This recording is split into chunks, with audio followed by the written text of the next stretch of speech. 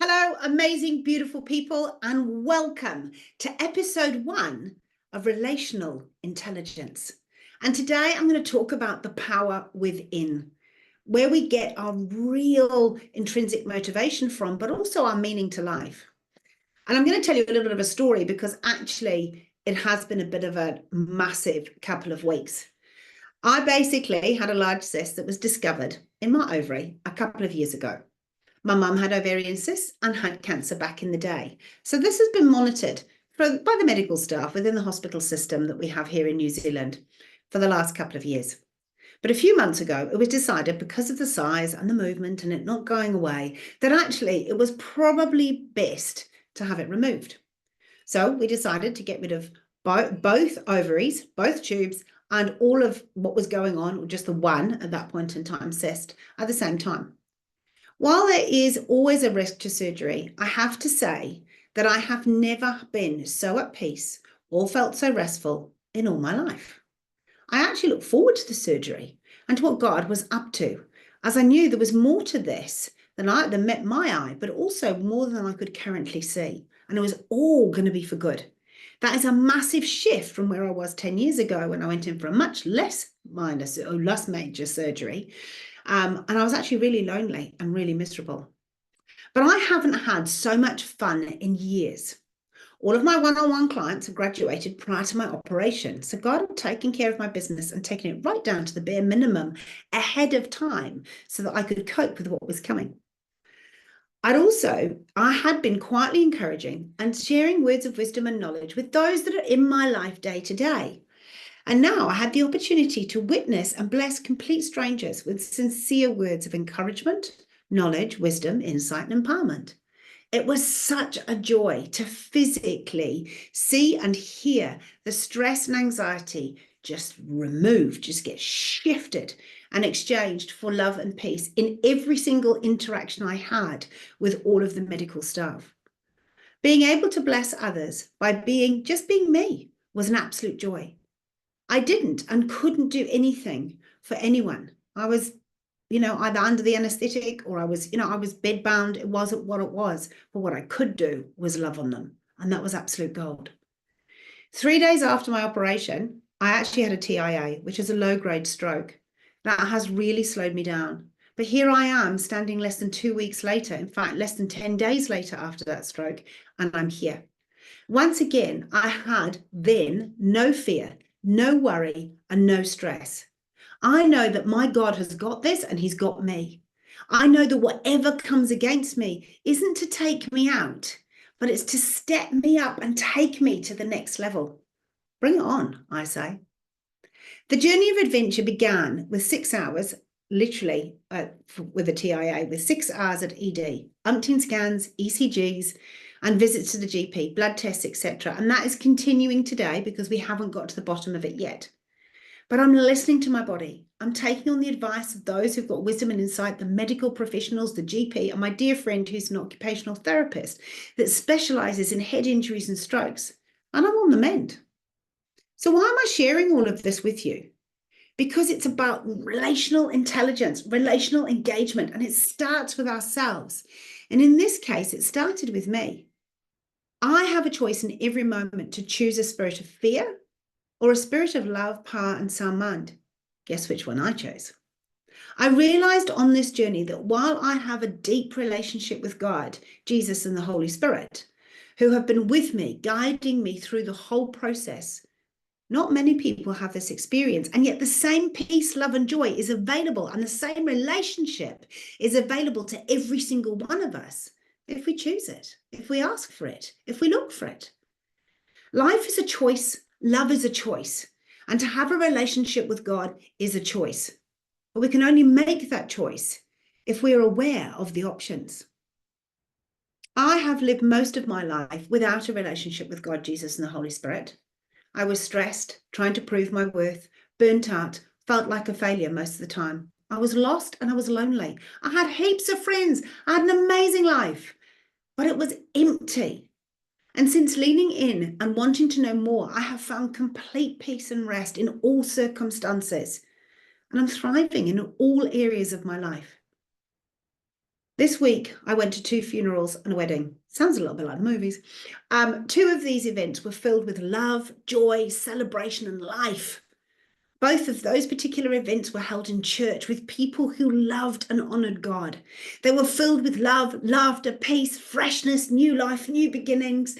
The richness in their life was present with the breathtaking, and it was breathtaking and stunning and beautiful. Everyone, although they were grieving, in one case, obviously, grieving the loss of somebody dear to them, they were remembering all the amazing times. We were celebrating the richness of her life. We were looking at all the incredible things that she'd achieved with love and with joy, and knowing that we had been part of that journey.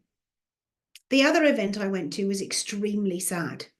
There was no presence or mention of God, and the life that we supposedly had come to celebrate had been cut short.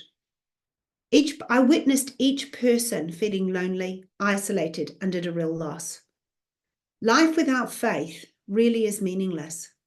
I watched people who had everything look like they had nothing. The contrast of these events, 2 of which were back to back, could not have been more black and white. Oh, it's driven me to stand for my faith, because I watched beautiful people being lost, not knowing where to go, not being able to make sense of what had happened. And yet, it doesn't have to be this way.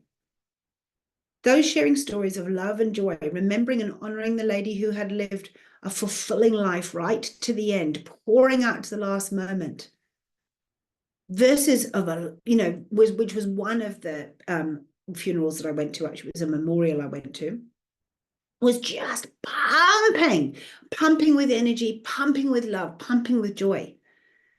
Versus the second one that I went to, which was had a large collection of people, probably 5 times as many that was at the first one. And, all looking stunning, like absolutely stunning. I tell you what, the best outfits were out there, drinking the choicest wine. So they were rich, yet they were empty. They were lost, not knowing what to say, trying to work out why, going nowhere. It was the richest event of the weekend, and yet the poorest. And I'm absolutely not here to judge. I was one of those people only a few years ago, desperately trying to make sense of the world that seems so unfair. I encourage you, if you are finding life tough, if things aren't making sense, if you're worried, anxious, stressed, angry, frustrated, go and ask God. Connect with your spiritual dad, the one who created you, who formed you in your mother's womb before the start of time. And he knows every part of you intimately. Go and hang out with the dad who wants to love on you, give you the best gifts, and wants the best for you. And if that is too far a stretch, play the game in these notes, or contact me direct for some practical tips and support. Because I'm standing here today because I stand, regardless of what goes on in my life, strength, I'm full of life, full of joy, full of love, regardless of my circumstances. And I can say that because I've experienced it. I can say that because that's how I live every day. It's not about a course. It's not about ticking a box. It's not about which car you drive. It's about who you are that counts. And every single person who is listening to this, if you sat and listened to this, you have value. You are important, and your life counts. I absolutely never, ever, ever want to go again to a celebration of life that is more like a death sentence, where a stunning, absolutely incredible lady's life was taken too soon, without hope, without life, and without future, because it doesn't need to be that way. It was an absolute robbing of joy. So I'm reaching out today and I'm sharing this with you because I don't want you to be dragged down. I want you to be lifted up. I want you to have your best life possible, to live full of hope, full of joy, full of energy, to be unstoppable, to make a real difference in this world, because you are called to do exactly that. So please, if you're getting this by email, reply to me. Let me know. Was it good for you? Was it helpful? Was it not? Are you struggling? Are you not? Wherever you are at, let me know. And if you're watching this on YouTube and you're like, do I get in touch? What do I do? Just message me. The worst thing that could happen is you could have the most fulfilling life you've ever had. And you could find meaning to what doesn't have meaning right now. You could be fulfilled rather than living a life filled full. You actually are going to be fulfilled from the inside out. So come and join me on this amazing adventure of journey and discovery, and just enjoy and embrace the life you've got. Because we're not here for a long time. We're here for a short time. We need to make the most of it. So I love you dearly. Thank you for listening to this. And I wish each and every one of you an incredibly, abundantly blessed week.